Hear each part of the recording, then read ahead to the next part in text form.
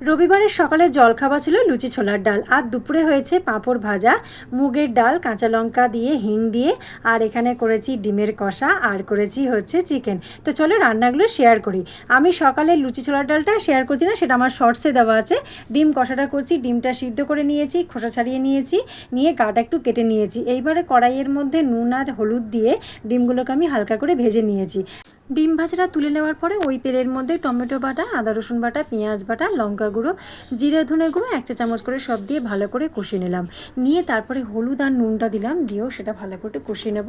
নেওয়ার পরে ওর মধ্যে পরিমাণ মতন একটু অল্প জল দিয়ে দেবো, বেশি জল দেবো না।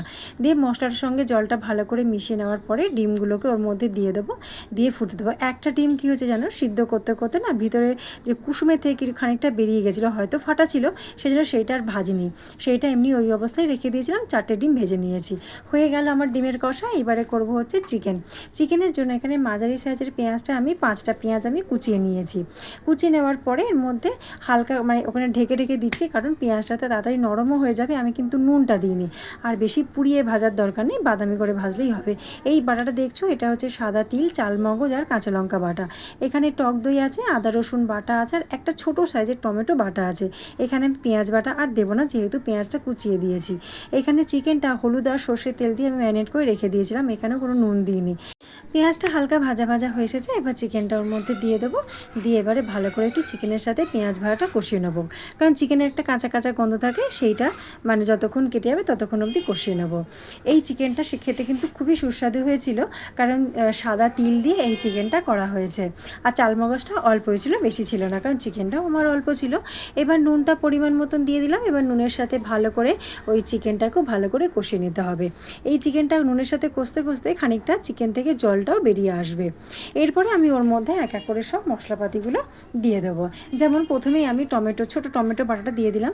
টমেটো বাটা দিয়েও ভালো করে একটু কষিয়ে নেবো। তারপরে দিয়ে দেবো এই সাদা তিল, চালমগজ আর কাঁচা লঙ্কা বাটা।